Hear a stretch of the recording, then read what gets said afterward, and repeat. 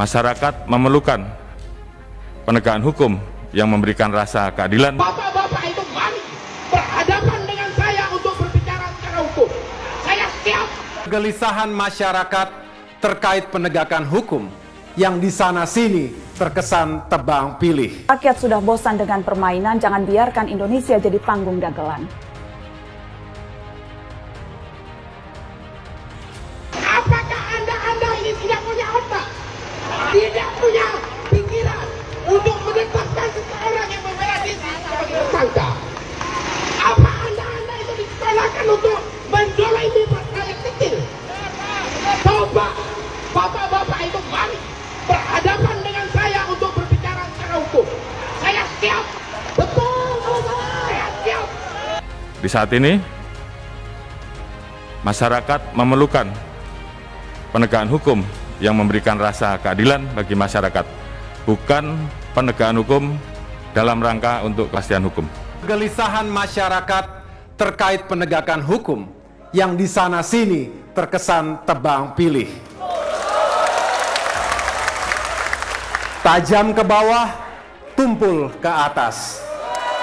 Yang kuat menang, yang lemah kalah. Partai Demokrat merekomendasikan kepada Presiden mendatang untuk menjamin tegaknya nilai-nilai keadilan bagi seluruh warga negara. Sebagai contoh, ke depan tidak boleh lagi ada hukum hanya tajam ke bawah tapi tumpul ke atas. Tidak boleh lagi ada kasus nenek Minah yang mencuri kakao kemudian diproses hukum karena hanya untuk mewujudkan kepastian hukum. Tidak boleh lagi ada seorang ibu yang melaporkan anaknya kemudian ibu tersebut diproses, dan sekarang sedang berlangsung prosesnya dan akan masuk ke persidangan.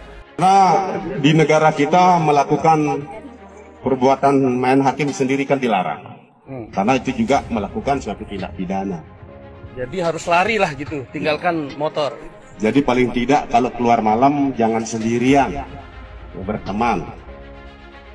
Apabila mau menuju jalan-jalan yang tahu jalan-jalan itu sepi, ya paling tidak berteman. Ya, jangan sendiri dan jangan bawa barang-barang. Dan jangan sampai membunuh begal gitu. Ya dalam arti itu membunuh di negara kita kan dilarang, siapapun itu, karena dilindungi oleh hukum. Ya. Pembuktian yang ada. Jadi janganlah kemudian framing yang terjadi ini adalah pelaku begal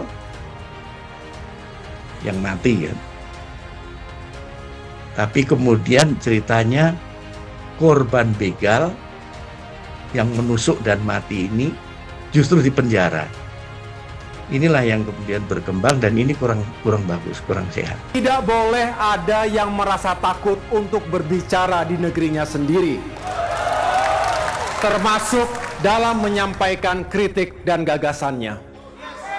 Yang terpenting, kebebasan berekspresi tersebut harus tetap berada dalam koridor hukum serta etika dan norma berdemokrasi. Nanti tergantung dalam proses berikutnya, apakah terbukti atau tidak. Nah, dalam kasus ini itu kan melakukan pembelaan. Nah, dalam melakukan pembelaan, dalam hukum itu ada asas yang namanya leg liminan logit impossibilia. Jadi hukum itu tidak mungkin mengatur melebihi kemampuan manusia.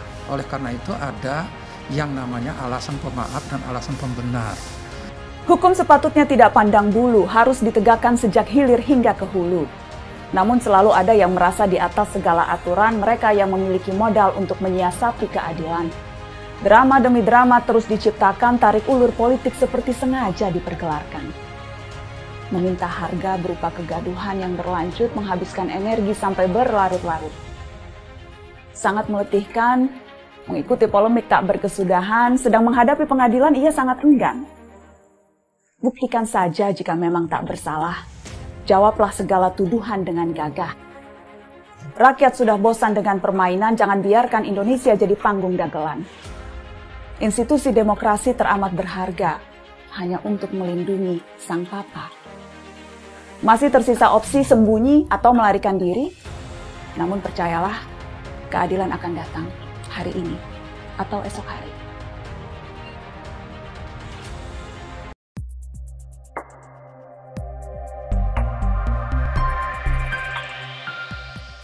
Indonesia adalah negara hukum yang senantiasa mengutamakan hukum sebagai landasan dalam seluruh aktivitas bernegara dan bermasyarakat. Komitmen Indonesia sebagai negara hukum pun selalu dan hanya dinyatakan secara tertulis dalam Pasal 1 Ayat 3 UUD 1945 hasil amandemen.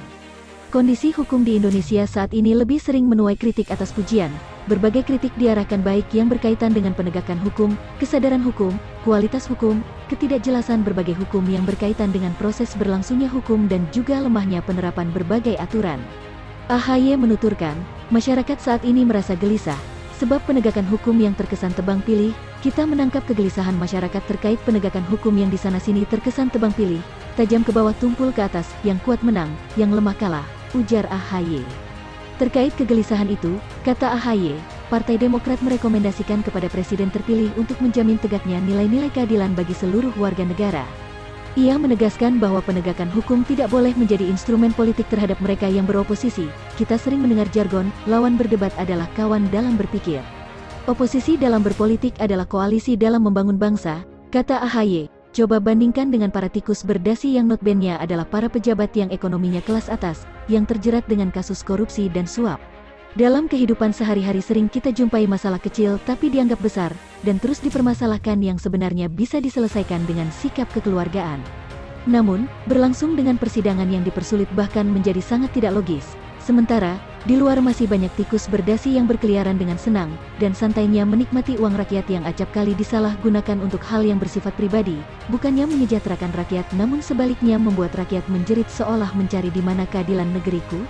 Dalam bukti empiris dapat kita saksikan bahwa dalam kasus korupsi Puskesmas Bola, Sika, NTT, merupakan kontraktor pelaksana pengerjaan Puskesmas Bola dan DB merupakan pejabat pembuat komitmen, PPK, kerugian negara sebesar 540-an juta rupiah dan perbuatan melawan hukum. Dijatuhi 4 tahun 6 bulan penjara dengan pidana denda 200 juta rupiah subsidiar 3 bulan kurungan, sedangkan DK diputus dengan pidana penjara 5 tahun 6 bulan dengan pidana denda 200 juta rupiah, pidana tambahan subsidiar 1 tahun penjara dan subsidiar 3 bulan kurungan. Bandingkan dengan kasus pencurian yang membobol kios dan pencurian gading dijatuhi hukuman 7 tahun dan 9 tahun penjara, rasanya sangat tidak adil melihat kasus ini. Seorang koruptor yang merugikan negara sebesar 540-an juta rupiah hanya dihukum 4 tahun 6 bulan penjara, sedangkan pembobolan kios dan mencuri gading dihukum 7 tahun penjara dan 9 tahun. Sungguh miris bukan?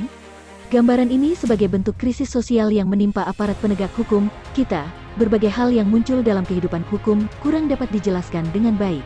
Keadaan ini yang kurang disadari dalam hubungannya dengan kehidupan hukum di Indonesia, seperti pada UUD Pasal 28D Ayat 1 yang berbunyi, setiap orang berhak atas pengakuan, jaminan, perlindungan dan kepastian hukum yang adil serta perlakuan yang sama di hadapan hukum. Kalau ini diterapkan, proses penyelesaian hukumnya pasti berjalan dengan baik dan akan adil tanpa berpihak pada kaum yang kuat dan lemah, tikus berdasi atau kepompong yang menjerit.